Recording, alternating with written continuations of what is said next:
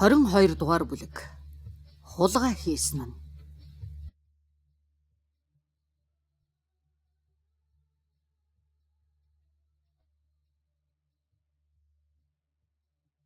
Тэр хоёрыг дөнгөж ормогц цаанаас нь "Хөөй" гэсэн чанга сөөнгдүүд угарлаа. "Битгий хашгичаад вэ. Гэрэл гаргаарай Тоби" гэж Сайкс үүд хаанга хэллээ.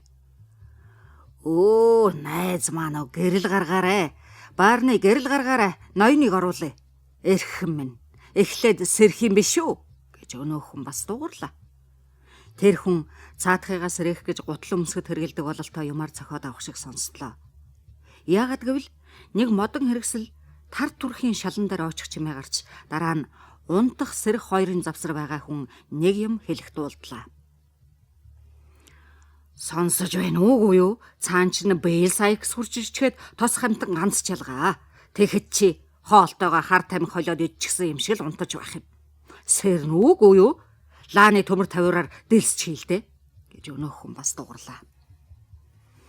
Төдхөн тасалгааны цулгаа шалан дээр хүний хөлийн чимээ гарч хаалганы баруун гар талаас эхлээд сүүмэлдсэн лааны гэрэл, хойноос нь дээр нэгэн дурдсан сафран хийлдэх гуанзны үүдэнд бүү үзэгдэм жигшүүртэй зарц өөдгүй амтны дүрс гарч ирлээ. "Ноён Сайкс уу?" гэж баарны нэрэнж баярлаад юм уу худлаад гисэн юм уу дуу алдан "Ороор ноён тэмнэ" гэлээ. Сайкс Оливерыг өмнө оруулан "Чи төрүүлээд ор бушуухан гэмээ өсгийх чинь гიშгчих гээд байна" гэлээ. Сайкс Оливерыг удаад байна гэж загнан араас нь түлхсээр орсон тасалгаа нь намхан таацтай харанхуй тортог болж гүйцсэн зуух, эвдэрхий 2-3 сандал, нэг ширээ, маш их хуучин диван байна. Түүн дээр нэг хүн толгойтойгоо хараалдаж үзвэл хөлөө баахан дээш нь өргөж хамаг байдгаараа алдлан урт шавар гаансаа нэрсээр хэвтэж байх юм. Энэ хүн дэгжин маягийн хийцтэй хамрын тамхи шиг өнгөтэй том гуйлан товчнуудтай пальто өмсөж хүзүүндээ ягаан өнгийн ороолтод зүүн бүдүүлэг нүд хорсон айгүй эрээн боловч ээлгэвч бараан өнгийн богино өмд өмсчээ. Крекит ноён толгой дооч тэр нүүрэн дээч тэр онцгийн үсгэх юмгүй. Бага нэг нь улаан шаргал лонхны бөглөөрхөө хэлбэртэй урт атрилдсан. Заримдаа тэр муусан бүлзэг хийсэн балиар хуруугаараа самна. Чацаар дунд зэрэгээс арай дээгүүр хөл муутай бололтой. Гэвч энэ байдал нь дээшээ итэлгсэн гутлаа сэтгэл ханамжтай магтахад нь өчүүхэн ч саад болохгүй байлаа. Тэр этгээд толгоогоо үүдний зүг эргүүлээд "Бэйл, найзаа. Яасан сайхан хэрэгвэ хүрээд ирдэг чинь. Би ч чамайг болсон болов гэж айж байлаа шүү. Тэгсэн бол өөрөө л үзээд алдах байсан да. Аяа гэлээ." Тоби Крекит ингэж маш их гайхсан дуу алдаж ярмагцаа Оливерыг гинт хараад сууж хэн болохыг лавллаа. Үүнд Сайкс сандлаа галд ойртуулан чирсээр "Нэг л жаал байгаа юм да. Ястай л жаал да" гэлээ. "Фижин ноён нэг тэжээвэр байна" гэж баарны нэмсэглээ хэллээ. Тоби Оливерыг харж "Фижин их гинэх үү? Оо, хийдийн чагунц нарын халаасыг цэвэрлж байх ховор нандин жаал болно доо."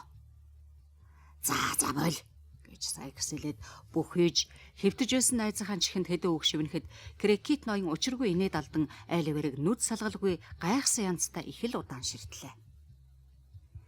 Сайкс суудал дээр суунгаа. "За, бид хоёр жаахыг идэх уух юм уу гэл зүгээр байна. Юу ч гэсэн надад л зүгээр байна. Залуу минь галд ойрсуу. Жаал амар. Нэг их холгүй ч гэсэн өнөөш нь бидэнтэй дахиад явна шүү" гэлээ. Оливер Сайксыг дэмийл гайхан эмээн харснаа галд ойртоод шанаагаа тулан нүргэлж байсан толгоогоо амрааж хаана ирсэн юу болох гэж байгааг бараг мэдэхгүй суулаа. Залуу еврейг идэх юм шил арх авчраад ширээн дээр тавихт нь Тоби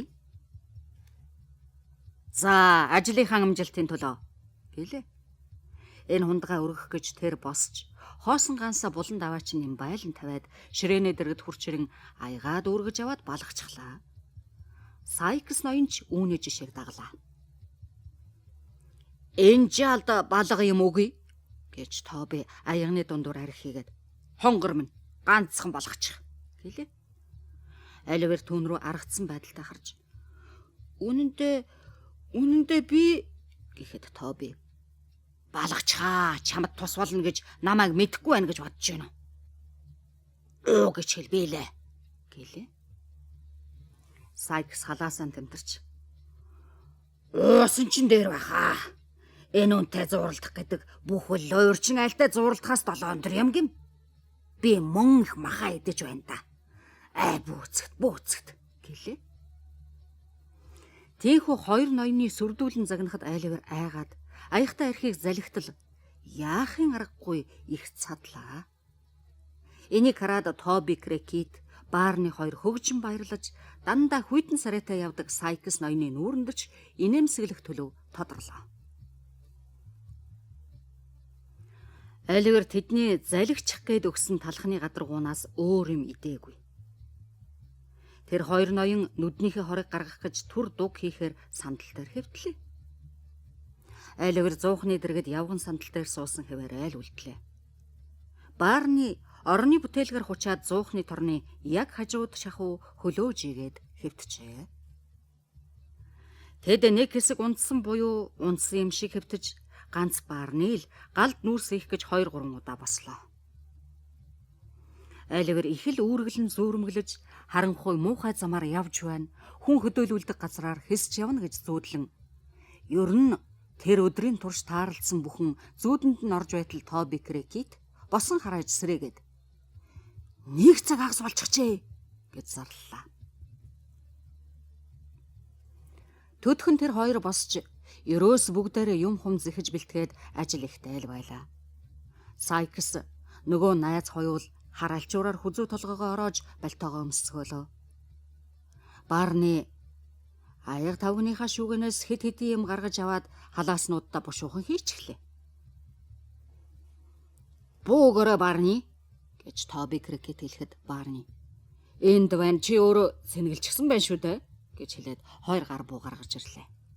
Тоби тэдгээр бууга далд хийчихэд бойлж таа. Ангийн буу хаавна гэлээ. Би авсаа гэж Сайкс хэллээ. Бах түлхүүр өрөм дэнлүг авсан уу? Юм мартаагүй айз гэж Тоби асуунгаа жижигхэн царил дээлнийхээ хормойдох огцоонд бэхэллээ. Заавалж мунаа авчаарай Барни. Оройтох нь байна шүү гэж Сайкс хэлээд Барны гараас том гихчийн бороохоо авлаа.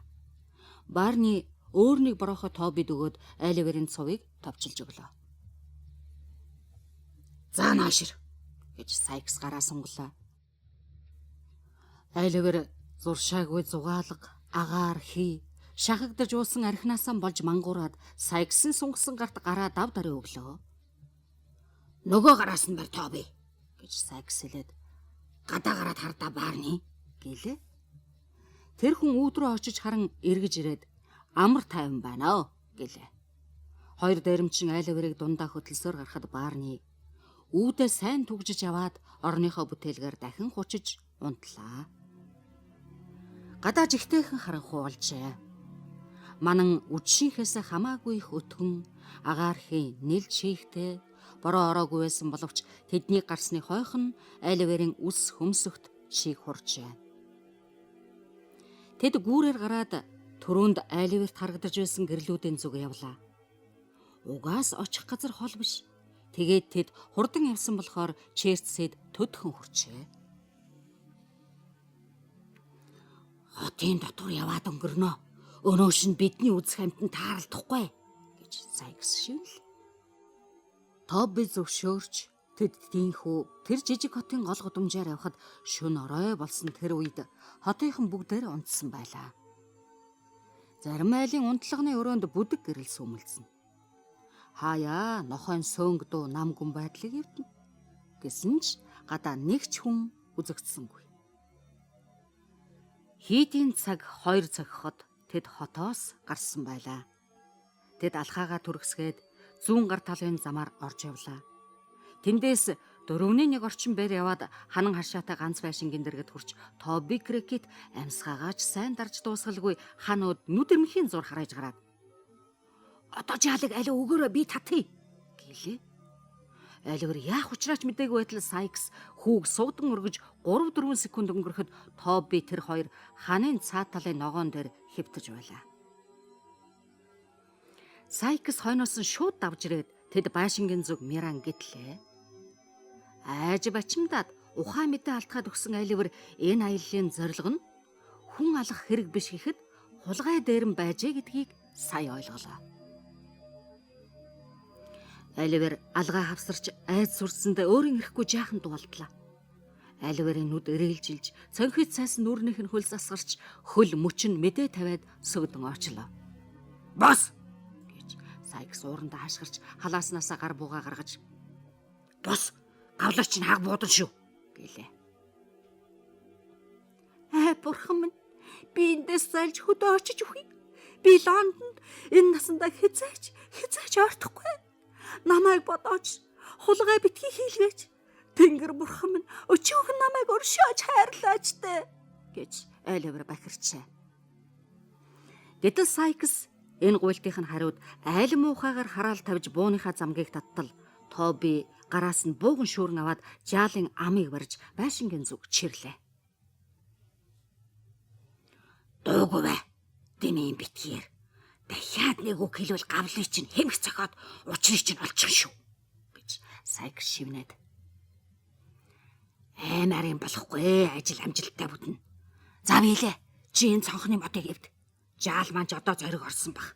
Эннээс ахмад хүнч ийм хуйтан шүн эхлээд мэгддэг байсан юм уу?" гэлээ. Ийм ажилд айлвэрийг явууллаа гэж Сайксын уур Фежинд ихэд хүрч цонхны модыг шийдэмгүй боловч чимээ гаргахгүй хичээн эвдэж эхэллээ. Топын тусалцаатаагаар төдхөн тэр цуурхтай модыг нээлээ. Тэр нь байшингийн ард талд тийш харсан цонх, газраас 5 фут хагас дээр гудмын үзүүрт сав суулга угаадаг буюу пив эсэгдэг өрөөний жижиг тор болсон цонх байлаа. Нүхэн жижиг учраас тэднийх нь нэг их бүхэлж түгжээгүй байлаа. Гэвч айлвар шиг жаахан хүүхэд багтаж болох байлаа. Сайкс нэг хэсэг тээгтээ ноцолдоод цонхыг удсан ч үгүй нэлдэн нээгээд халааснасаа дэнлүү гарган айлварын нүрт ихцлэн тусгаад. "За гүлэг мань сонс. Чамайг энэ цонхоор оруулна. Чи энэ дэнлүүг бариад яг мөр дээрээ тааралдах шатаар өгсөж, үүдний жижиг өрөөгөр нь дамжаад үүдэнд нь очиж онгойлго. Тэгсэн хойч нь бид орно. За юу?" гэлээ. Тоби хажуунаас нь "Дээр нэг дэхээ би шүү. Чи хүрэхгүй бах. Тэгэхээр үүднийх нь өрөөнд угаа сандалны нэг дээр гараад тайлаарай. 3 сандал байдгийм. Би л түшлэг дээр нь хөх өнгөөр эрхэлж байгаа ноосоо хошууд алтан сэрээ зурсан байдгийм. Энэ бол тэр хөгшин авгай сүлд байгаа юм" гэлээ. "Дуугүй байж чадах нүг юу чи?" гэж Сайкс өөдөөс нь муухай харж хэлээд. "Хаалга нь онгорхоо юугүй юу?" гэлээ. Тоби урдаар цонхоор шагааж хараад "Сэлитл онгорхой байна. Сайхан хэрэгэ. Тэр өрөөнд нохойных нь хороо дэвсгэр байдгийм. Хэрвээ нохойны нойр нь хурж өгөхгүй бол гудмаар холхиж явг гэд тэр өрөөг онгорхоо орхидг юм байна лээ. Баарны тэрнийг орой хуурчихсан байгаа юм. Зантая" гэлээ. Крекит ноён ярихдаа дуулдахтай дуулдахгүй шивнэж инээхтэй дуу гаргахгүй байсан боловч Сайкс түүний дууг хорж ажилдаа орохыг эрс эрэмгийлэн шаардлаа. Тоби үгэнд нь орж халааснаас нь гар дэнлүү гарган газар тавьчихад нурууга шат болгох гэж цонхны доод талын ханд толгоогоор наалдан гараар өвдгөө түшин бүхийн зогслоо.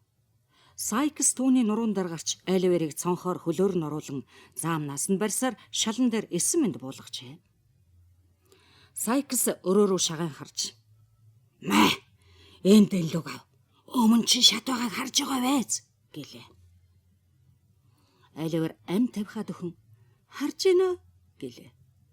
Сайкс ордог хаалга руу гар буугаараа зааж айлвэрийг "Чи бол бууны аманд шагаа ихсэн.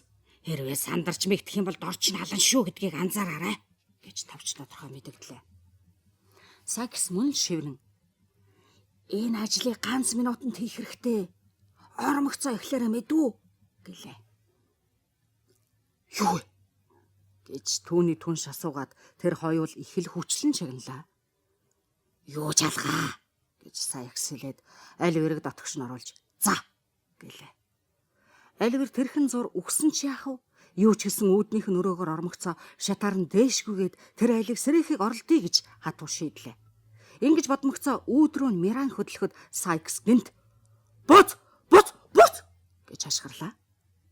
Жив чимээгүй байсан байдал эвдэрч хүн тийхүү чанга хашгирахад Оливер айн цочоод гарч идэнгээ газар алдан цаашаа явах билүү, эргээд зүхтаах билүү аль ч учраа олохгүй боллоо.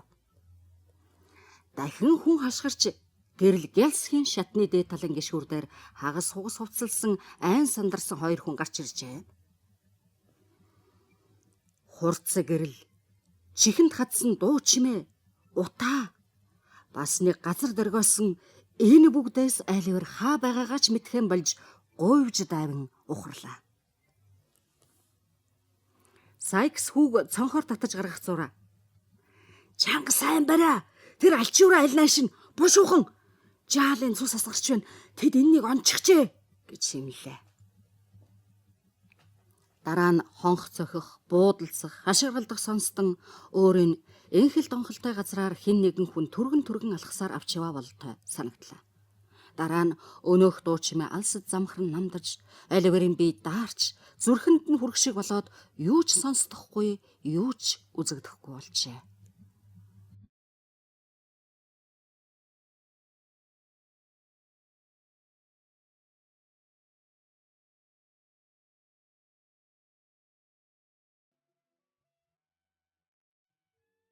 Хорин 3 дугаар бүлэг.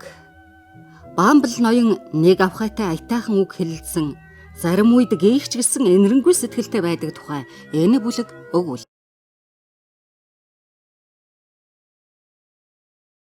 Тэр орой маш хүйтэн газар хутсан цас мөстөж хатуу хөрс болон хуйраад гагцхүү хөдөө зам өнцөг булангаар тогтсон цасан хонгоруудыг ширүүн салхит айрч олзаа хараад омгон нэмэгдэх адил цасыг бужигнуулан хийсгэж эргэлдүүлсээр агаарт замхруулж байлаа.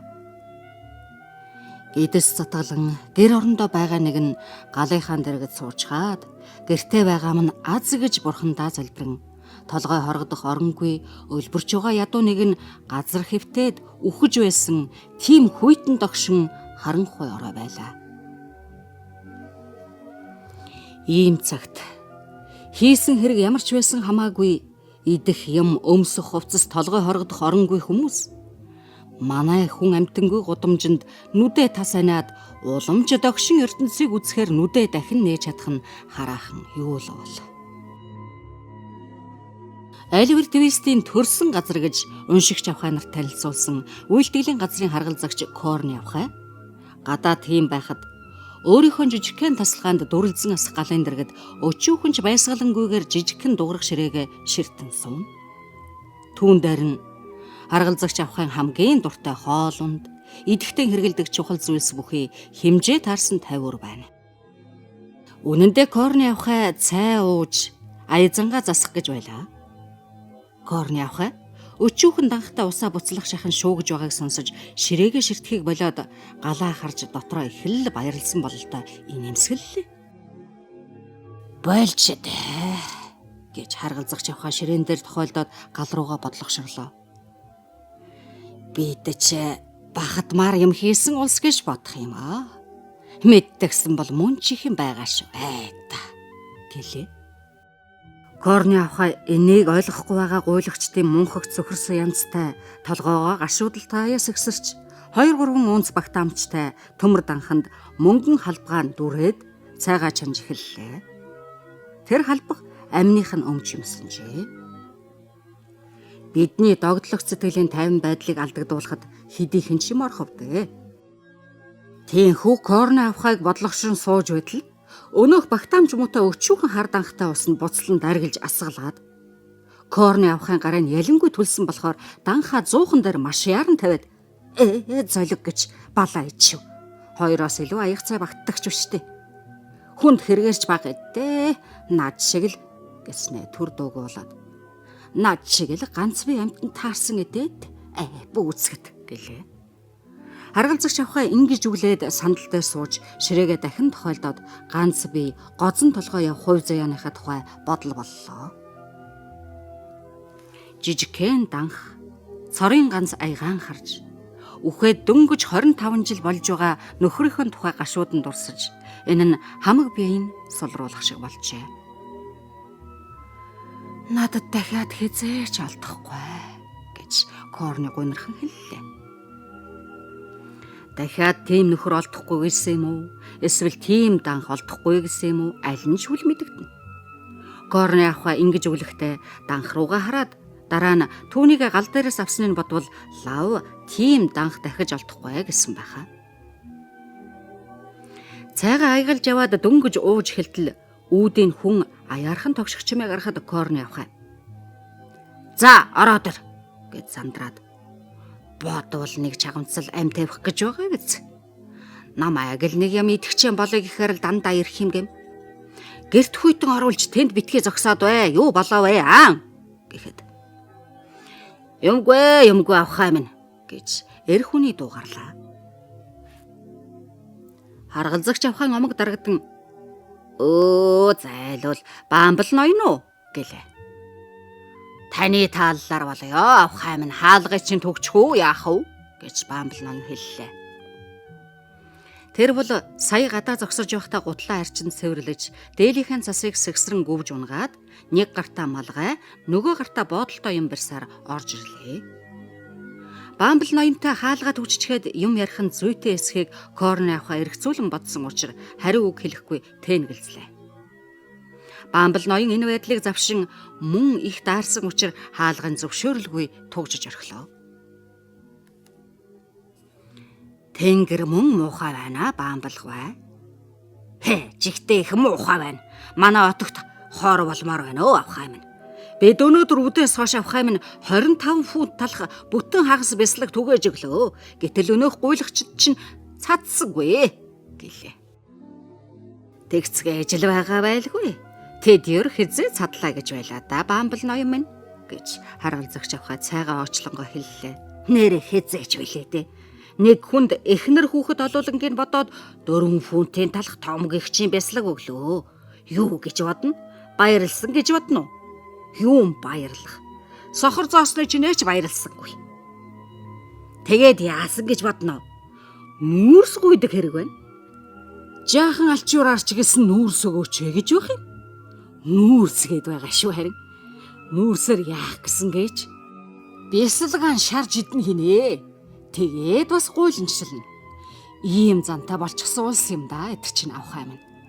Өнөөдөр нэг хормой нуурс өгчөхөд нөгөөдөр нь дахиад л илэг наачсан юм шиг гуйгаад л орж ирнэ шүү дээ гэж ярьлаа. Харгалзагч авхай түүний энэ жишин ярьсан зүйлийг бүрэн сайшаахад цаадах нь бас л ярих та. Юу болно гэдгийг би өөр зүудлээчгүй юм. Уржигдар таныг би урд нөхөртэй явсан хүн болохоор хэлээ л дээ. Нэг шалдан шахуу хүн. Манай хянагчийг нөхөдтэйгөө хоол идэх гээд байж байтал орж ирээд тус хүргээч гэж гуйж гин. Яв гэж хөөгөл явахгүй. Ирсэн улсынхын дургүй хүргээд байхлаар нь манай хянагч түүнд хагас фунт төмс бас хагас фунт буудаан өрлөгчлээ. Тэгтэл тэр муу гуйлагч нь харалмар эн чинь надад ямар хэрэг байх юм? Надад нүдний төмөр шил өгсөнтэй өөрцгүй шүү дээ гэж. Тэгэхээр манай хянагч юмаа эргүүлж аван. За яах вэ? Өөр юу ч өгөхгүй гэж. Тэгвэл би гадаа гарч үхвэ гэж тэр тэнүүлж хэлж. Яаж болох вэ хэрэггүй гэж манай хянагч хэлж л дээ. Тон сүрхий. Гранит ноён шиг юм болж шүү дээ, тийм ээ?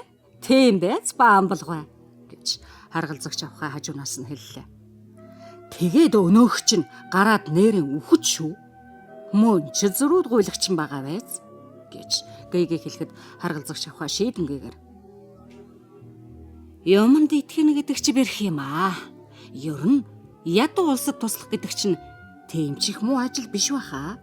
Юу гэж боддгоо баамбалгүй. Та хашир хүн болохоор андахгүй те гэлээ.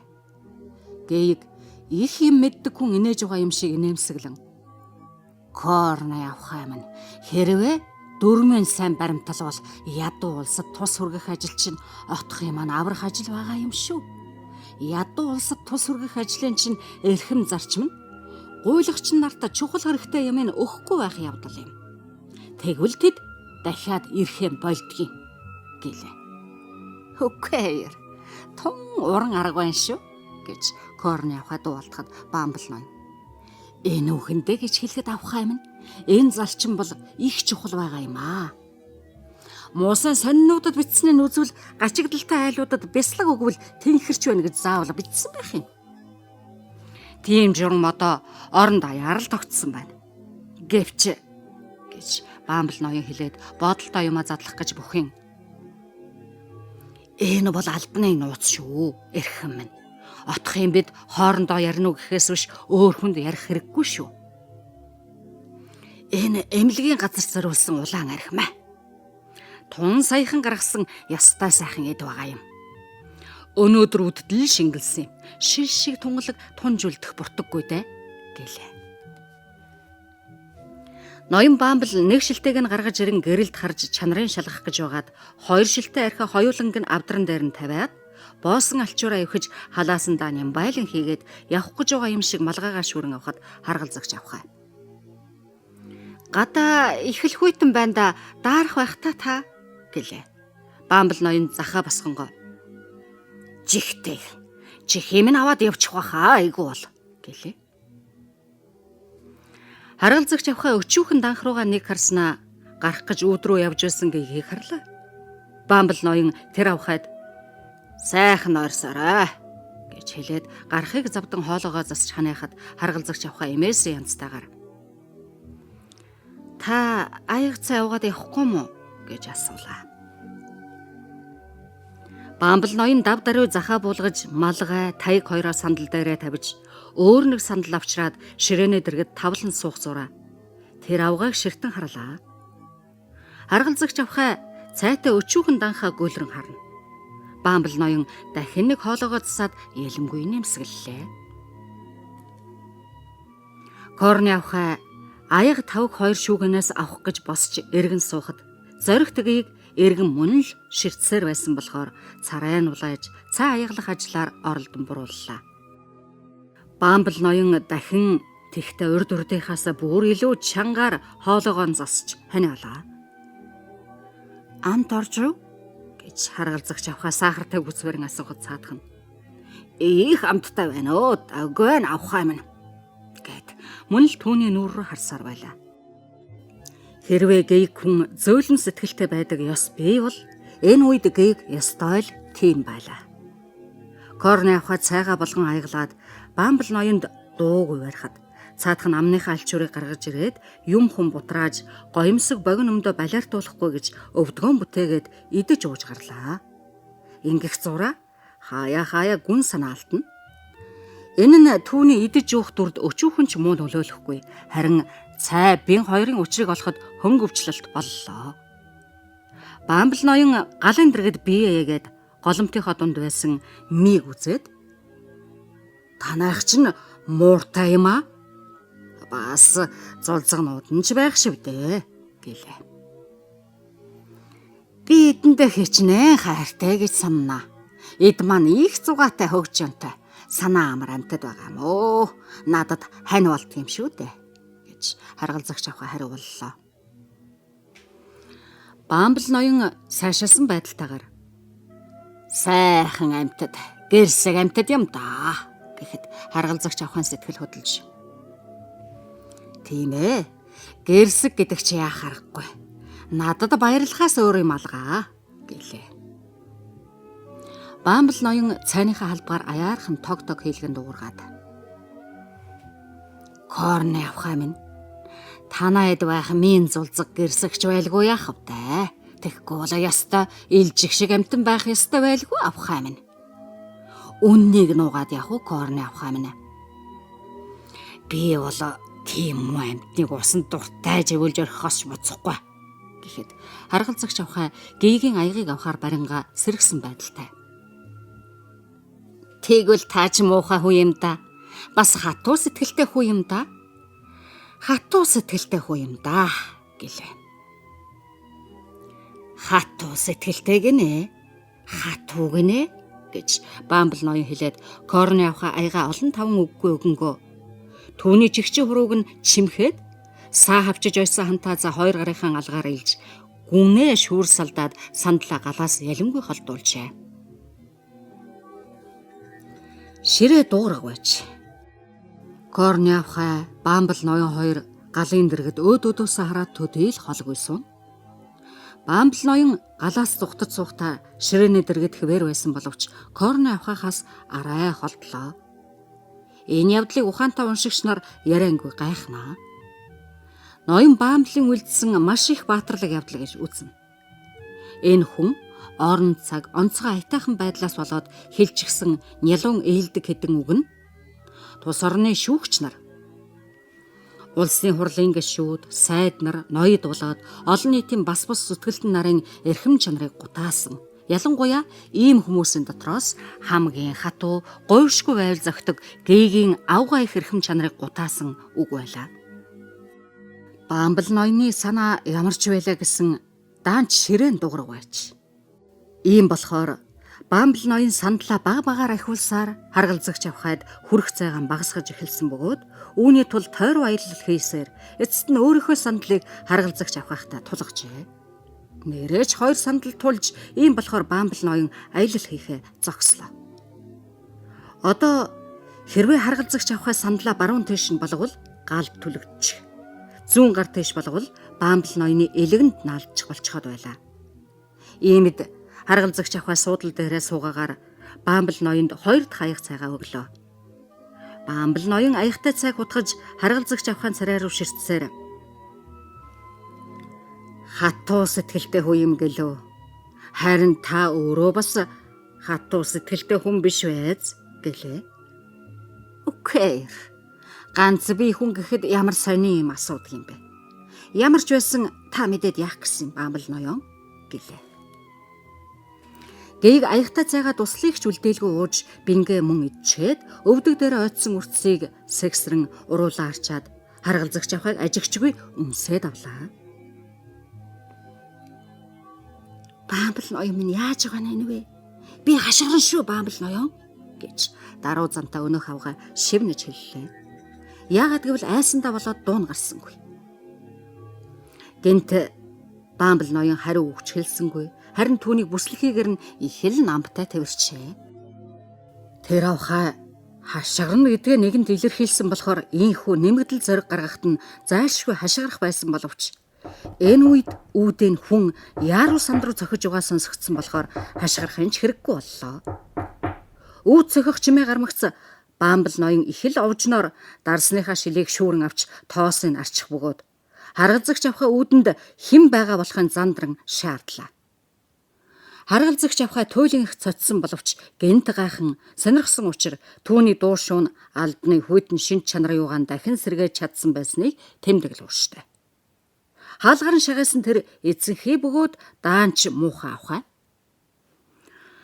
Уучлаарай авахаа минь уучлаарай. Сэлийн хөгшин ам тавьж байна гэлээ. Тэгээд надад ямар хамаа байсан? Би ямар ам оруулчих биш. Тийм биз дээ гэж загналаа. Үгүй тэгж байгаа юм бишээ авахаа минь. Хинч ам оруулж чадхаа болсон. Сэххэ болчиход байгаа юм. Би хөгшин залуу олон хүн үхэхийг үтсэн. Тэгэхээр үхэл гэдгийг чинь ёор андахгүй. Тэр хөгшний сэтгэл их зовоортой байна. Хаяа өвчнөө намдахтай зэрэг намдахч гэж те тарчилж өгч байгаа хүн болохоор бараг л өвчин намддаггүй. Тантай уулзаж хэлэх юм байна гэд байх юм.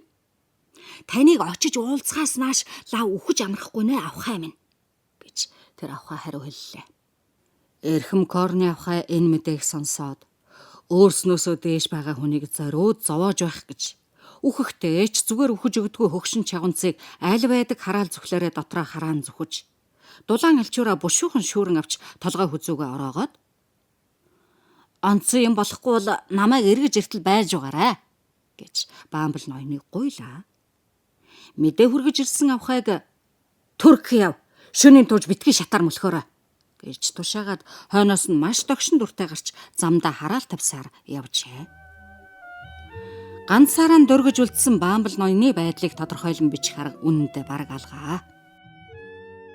Шүүгээг нь уудалж, цайны халбагыг байн тоолж, элсэн чихэр хийдэг савын алган дээрээ цэгнэ.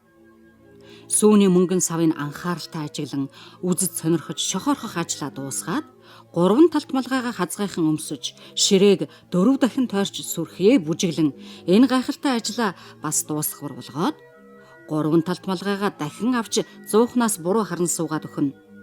Харгалзагч авахын гэр орны байдлыг санаанда бүрэн буулгаад авах гэсэн юм шиг санагданаа.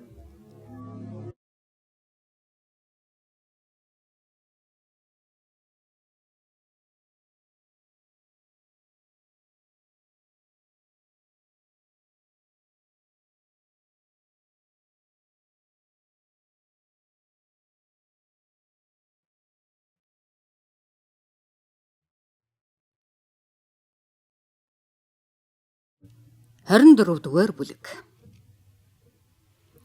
Ялимгүй нэг зүйлийн тухай өгүүлнэ.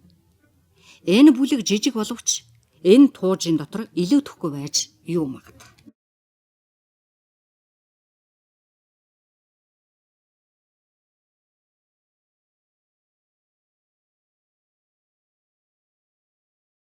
Харгалзагч авахын тавыг алдуулж мэдээ хүргэж ирсэн тэр авахаа үхлээ мэдээ тараахад тохирчээ. Түүний нас ахиж би авсцсан байна. Дөрөв мөчн салгалаж нүүр найрсан дэмийл язав татвхийн хөдлөх болохоор солиотой хүн харан дагаар зурсан муухай дүрс шиг харагдахаас биш, байгаль ертөнцийн бүтээсэн бүтээл биш шигээ. Зайлвал. Байгаль ертөнцийн бүтээсэн гуа сайхан царайтай хэвээр үлдэж бидний гайхуулах хүн даанч цөөхнө. Санаа төвдөх, сэтгэл зовх, салж хагцах зовлон эдлэх үйл бол хүний сэтгэл зүрхийг хувиргахын гадна нүүр царайгч хувиргадаг юм. Гагцхүү эдгээр сэтгэлийн зовлон арилж үүр дүмэнх алга болсон цагт л зовлонгийн далай тунаж ариун тэнгэр цэлмнэ. Талигаач бологсдын зүс сараа хэдийгээр хөгшин царцах мэт боловч нярай хүүхдих шиг шингэрэн толииж балчир үеийн царайг санагдуулах нь нэг овоо байдаг юм. Тийм хүмүүс дахин номхон төлөв гүндүүгээ болдог болохоор тэдний бага балчирын үеийг мэдэх хүмүүс бол авсных нь хажууд сөхрөн суугаад дэлхийн ертөнцийн бууж ирсэн бурхтыг үзэх үзье.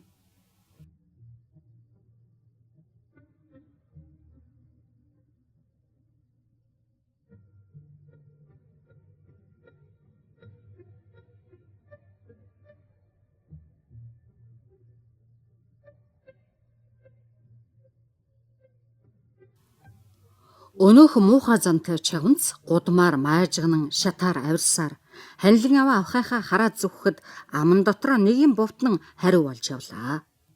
Явсаар амьсгалаа түр даралгүй болохгүй болоход тэр чавнц харгалзагч авахын гарт гэрэл атгуулад өөрөө араас нь хоцрохгүй хичээн дагахад ов мэхэр овоо нөгөө эрх тушаалт аваханч өвчтөй байгаа эмэгтэй өрөө рүү чиглэлээ. Тэр нь баашингийн дээвэрт байх нэг муу өрөө. Тэртээ нэг буланд нь гэрэл сүмийн харагдана. Өвчтний орны дэргэд өөр нэг настай авахаа сууж байна. Бас отхын аптек эрхлэгчийн шавь залуу камин зүхний дэргэд зогсчоод галууны өдөр шүдний чигчлүүр хийж суунаа. Харгалзагч авахыг орж ирэхэд энэ залуу ноёнтон "Өнөө өдөр шүйтэн байна шүү" гэлээ. Харгалзагч авахаа их л хүндэтгэн мэхийн яслаад "Нэрэ тун хүйтэн байна ноёнтонгой" гэлээ. Аптек эрхлэгчийн төлөөлөгч гой зэвэрсэн шилээгүүрээр галыг засангаа. "Түгэ ихчээс олигтойхон нүүрс авбал аятай байхгүй юу? Ийм нүүрс ийм хүйтэн шин түлээдч дэмийлдэ" гэлээ. Харгалзагч авахаа хариу болсон нь "Зөвлөл сонгож авсан энэ шүү дээ. Ер нь манай ажил хэцүү болохоор зөвлөл маань биднийг ар айл осгож өхүүлчихгүй бодно шүү дээ" гэлээ. Өвчтөй авахаа яолсон учраас тэр хоёрын яриа үүгээр зогслоо. Гэж өнөө залуу өвчтний ор руу эргэн харж урд нь огт мартчихад байсан юм шиг хэлээд "Одоо ч өнгөрчээ корны авахаа минь." "Нэрэ нөө гэж харгалзагч авахаа асуулаа. Аптек эрхлэгчийн шав чигчлүүрийнхээ үзүүрийг дархалж оролдонгоо. Хэрвээ одоо 2 цаг амьд байж тэсдэг юм бол би их гайхна. Би махад нь эвдэрчээ. Яаж вэ? Үүргэлж байна уу? Хараач авахаа гэлээ. Сахигч авахаа ямар болохыг мэдэх гэж өнгөөж хараад тийм байна гэж толгой төхлөө. Тэгвэл хэрв таныг дуучин мэс гаргавал тэр чигээрээ болчих юм байлгүй. Лаа шалан дээр тавьчих. Тэгвэл харагдахгүй болно. Сахигч авахаа хэлсэн ясаар гүйцэтгээд бас тийм чамархан талиж өгөхгүй нэ гэсэн маягтай толгойгоо сэгсэрлээ. Тэгээд яг энэ үеэр эргэж ирсэн нөгөө нэг сахигчийн дэргэд зэрэгцэн суулаа. Харгалзагч авахаа тэсэн ядаж байсан байдалтай толгойгоо алчуураар ороогоод орны хөлд суулаа. Аптек эрхлэгчийн шав шүдний чигчлүүрээ дархалж дуусган галд биеэн ээж 10 минут хэртэ зогсноо залхуун хүрсэн бололтой корны авахыг зорьсон хэрэгэ зовлонгүй дуусгахыг ерөөё гэж хэлээд өлмий дээрээ гიშгсээр гарч одлоо. 2 чаганц хэдэн минут дуугүй сууж байснаа орны дэргэдээс зайлж галын дэргэд очин явган суугаад яс арс болсон гараан ээж эхэллээ. Ингээд тэр хоёр нам дуугаар хоорондоо юм ярилцсан атир авалсан нүүрэнд нь галын сүмгэр гэрэл тусахад үнэхээр аймар муухай харагдана. Намайг явснаас хойш юу ч хэлээгүй юу нэмэн гэж харгалзагч авахыг залхаар ирсэн чаван цасуухад нөгөө сахигч ганц ч үг дуугараагүй. Харин гараа базалж мушгаад байхаар нь би бариад байсан чинь дороо чимээгүй болно лээ. Тамир гэхээр юмгүй болжээ. Би өөр ядаж зөксөнгүй. Би отгын хувь гордод суудаг ч гэсэн тийм ядсан чаганц биш шүү гэлээ. Докторын өгөөрэй гэсэн халуун дарсыг уулгасан уу? Уулгах санаатай амнаран зүтгэх гэсэн чинь шүдэн зуурчхаад бас гараараа аягнаас зуурчсан. Араа айлгаж салгаж авлаа. Тэгээд би өөрөө уучсан. Би маань их хайтайхан тавих шиг боллоо гэлээ. Тэр хоёр олиг муутай чаганц яриагаа хүн чагнаж байгаа юм биш байгаа даа гэж болгоомжтой эргэн тойрноо хараад үгүй байна гэдэгт итгэж улам гал дойртон суугаад хөхрөлдлөө. Нэг нь энэ өөрөө ч гэсэн мөн ингээд дараа нь баха ханах байсан үе байж билээ гэхэд нөгөөх нь тийм шүү. Хөгжин ихтэй хүн байсан шүү. Мөн ч олон сайхан лаа шиг гүлгэр сайхан талигаа чин яс барьсан даа. Би энэ үнд тус хүргсэн удаа олон болохоор тэднийг миний муу нүдэж харж байсан, муу гараараа ч хүрч байсан дөө гэлээ. Тэр чаганц ингэж ярингаа салгансан хурууга тэнэлгэн их л хөгжилтэйгээр нөгөө чаганцынхаа нүүрний өмнө аваачиж сар булзуулснаа халаас руугаа явуулж тэмтэрсээр он цаг удаж өнгө цус алдсан зайран хөрөг гаргаж ирээд найз чаганцынхаа тассан алган дээр жаахан өөрийнхөө алган дээр ялимгүй их тамхи гоожууллаа. Энэ хоёр чаганц инхүү зугаацсан сууж байхад нас эцэслэх гэж байсан авхайн ухаан сэргийг тэс чадан хүлээж байсан харгалзагч авхай галын дэргэд хурчрээд. Би хэр зэрэг удаан хүлээх болж юм да гэж уурлангуй асуухад нөгөө сахигч авхай түүний өөдөөс харж удахгүй авхай минь. Бидний хэм маанч эрлэгт удахгүй очин шүү дээ. Тэсч үз. Мөдө бидний хэний маанч үлдээхгүй аваач нөө гэхэд харгалзагч авхай. Аматат муу зүнэг солиот би зандраад. Марта энэ урд ингэж солиорч байсан юм уу? Надад хэлж өгөөч гэлээ. Баян ингэдэг юм өө нөгөөх нь. Одоо дахиад хэзээч ингэхгүй. Ганц л удаас ирэх бах. Сэрээд ч удахгүй үсттэй авах юм гэлээ. Уднуу байна уу би сэрхэн хүлээж суухгүй. Намайг дахиж дэмий битгий зовоогоорой та нар. Үхдэг чаганц сүрийг харж суух миний үүрэг биш. Тэгж байж би чадахчгүй. Сайхан мэдээрээ муусан шуламсуудаа. Дахиад битгий дэмээр дэмий юм болно шүү гэдгийг хэлчихье гэж харгалзагч авахаа уурлан гарч удах гэтэл нөгөө хоёр чаганц өвчтний орлуу хараад хашгиралтахад эргэж харвал өвчт нь өндөгөөд тэдэн рүү гараа сунгасан байлаа. Хинбэ гэж тэр дорой дугарлаа. Хоёр чаганцын нэг нь түүн рүү бөхийгөөд Хэвт гэхэд өвчтөн хүч гарган амь тавьтлаа би хэвдэхгүй. Надад хэлэх юм байна. Наашир ойрт. Чихэнд нь шивнэсгээд харгалзагч авахын гараас зуурч орныхоо дэрэгдэх сандал дээр суулгаад юм хэлэх гэснээр ийш тийш харан нөгөө хоёр чавганц байхыг үзлээ. Тэр хоёр хүзүү сунгаж чих тавин чагнахыг завдан байжээ. Энэ хоёрыг бушуухан эндээс гарга. Бушуух гэж өвчтөй авахаа доройтсон дуугаар хэллээ. Муухай ааштай тэр хоёр чавганц хөөхөө муу зовж байгаа амтан болохоор ястай ачтай нөхдөөч танихгүй байна дөө гэж дуу нийлүүлэн үглэлдэж юу боловч орхид зайлахгүй гэсэн боловч харгалзагч авахаа тэр хоёрыг түлхэн гаргаж үүдийг түгжээд эргэн суулаа. Өнөх хоёр чавганц гадаа хөөгдөн гараад айзангаа өөрчлөн цоошны нүхнээ завсраар "Саамс чавганц согтуу юм шүү" гэж хашаагалтлаа. Үндэ ч тиймэрхүү юм болсон. Учир юу гэвэл аптек эрхлэгчийн өгсөн жаахан хар тамхинаас гадна эрхэм хоёр авахын инрэлт өрөв сэтгэлийнхэн гүнээс дарсны сүүлчийн туслаар сэмхэн зочилсон нь нөлөөлсөн баг. За одоо дөөлж бай намайг гэж талигаач болж байгаа авахаа бүх хүчээ даачлан амьдралынхаа сүүлчийн очийг гаргаж хаях гэж байгаа юм шиг хэлээд "Миний энэ хэвтэж байгаа орон дээр урд нэг нүдэнд дулаахан хөөрхөн амтан хэвтэж би суйлж байсан юмсан.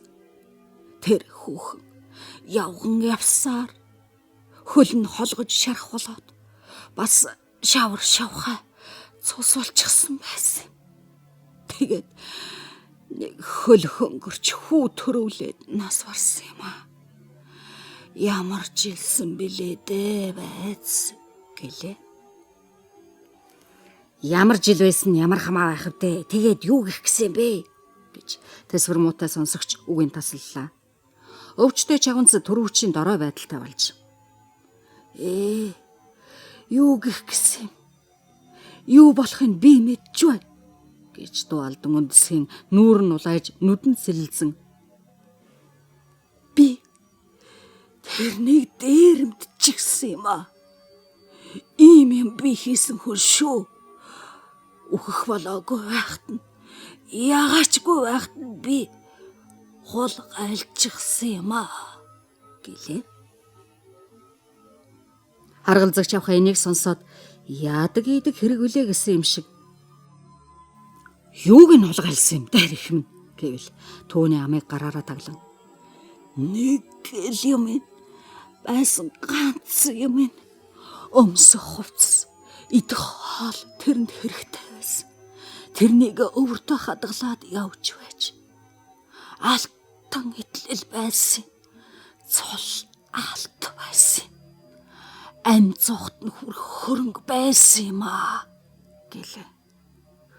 Алт гинэ гэж харгалзагч авахаа гэдрэг дэрэн дээр унсан тэр авахаар өндийн харж тэгээд юу байсан юм? Ихэн хин гэж хидид юм гэвэл цаадах нь яолсоор.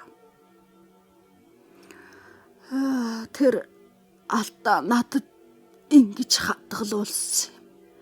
Би тэрний хүзүүнд байгаагаа үзүүлэхэд нь л хулгай хийх санаа өөрлөсөн. Хүүхдэн ч гэсэн надаас болж яач мэдэх. Энэний учрыг мэдсэн бол тэрнийг арай дээр үзэх байсан байхаа гэлээ. Юу гэж хэлээч гэж харгалзагч авахыг хэлэхэд өвчтөй авахаа үүнийг анхааралгүй цааш нь хольж хутхан хэлэхдээ хүүхэд өсөөд ихтэйгэн адилхан болсон гэдэг чинь би тэрнийг үзэх бүрэл дандаа бодогддог байсан. Хөрхий тэр хүүхэн хөрхий амт яа харахгүй залуу хон шиг номхон амтан байж үлээ.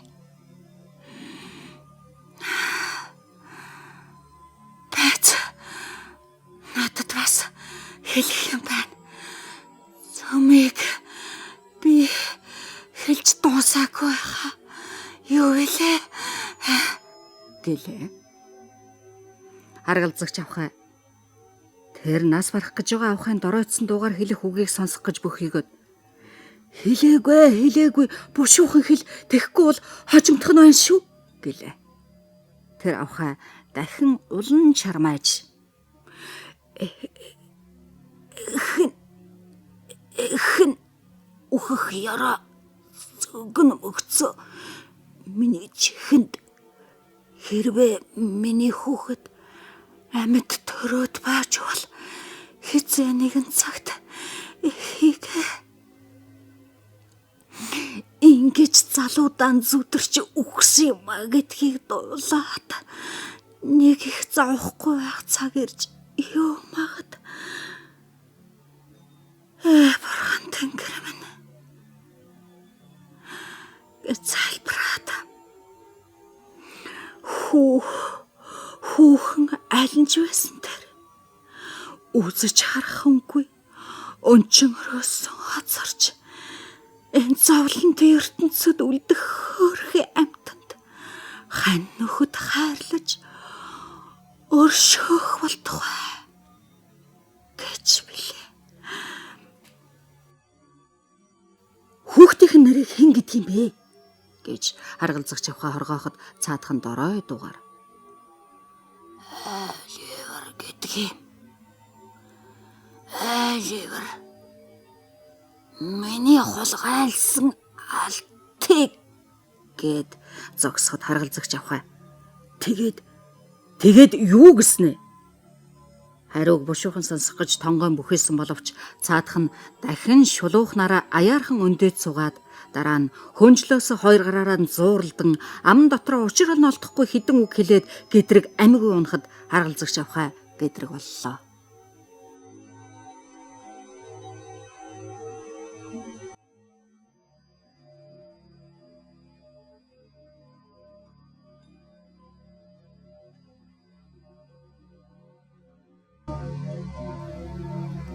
Үүд нээгдмэгц аяар орж ирсэн хоёр чавнцсан нэг нь үхчихлээ гэлээ.